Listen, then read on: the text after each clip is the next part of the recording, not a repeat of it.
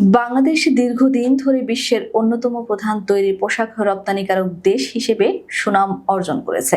দেশের অর্থনীতিতে গার্মেন্টস খাত অন্যতম প্রধান চালিকা শক্তি হিসেবে কাজ করে, যেখানে লাখ লাখ শ্রমিক কর্মসংস্থান পেয়ে জীবনযাত্রার মান উন্নত করছে।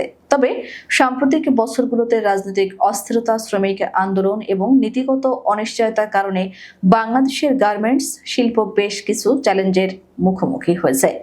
এই পরিস্থিতিকে কাজে লাগাতে ভারতের তৈরি পোশাক খাত ব্যাপক আগ্রাসন শুরু করেছে এবং বাংলাদেশের বাজারে প্রভাব বিস্তারের চেষ্টা ত্বরান্বিত করছে।